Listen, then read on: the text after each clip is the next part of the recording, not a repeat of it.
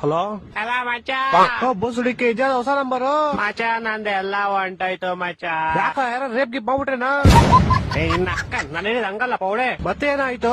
ಮಚ್ಚ ಊರ್ ಹೋಗೋಣ ಅಂತ ರೈಲ್ವೆ ಸ್ಟೇಷನ್ ಬಂದಿದ್ದೆ, ಯಾರೋ ಬ್ಯಾಗ್ ಹೊಡ್ಕೊಂಡು ಹೋಗ್ಬಿಟ್ಟವ್ರೆ ಮಚ್ಚ. ಬ್ಯಾಗ್ ಅಲ್ಲಿ ನನ್ ಫೋನು, ಇಯರ್ಪಾಡ್ಸ್, ಶೂಸ್, ಸ್ಮಾರ್ಟ್ ವಾಚ್ ಎಲ್ಲಾ ಕಾಸ್ಟ್ಲಿ ಐಟಮ್ಸ್ ಇತ್ತು ಮಚ್ಚ. ಸರಿ ಅದ್ ಬಿಡು, ಹೋಗ್ಲಿ. ನೈಟ್ ನನ್ ಕನ್ಸಲ್ಲಿ ಏನ್ ಬಂದಿತ್ತು ಗೊತ್ತಾ? ಏನ್ ಬಂದಿತ್ತು?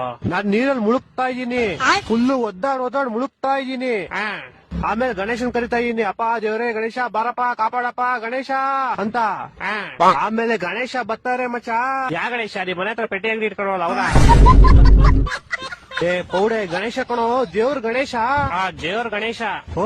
ಆಮೇಲೆ ಬಂದ್ಬಿಟ್ಟು ನಾನ್ ನೀರಲ್ಲಿ ಮುಳುಗ್ತಾ ಇದೀನಿ, ಗಣೇಶ ಅವ್ರ ಪಡಗೋ ಡ್ಯಾನ್ಸ್ ಆಡ್ತವ್ರೆ.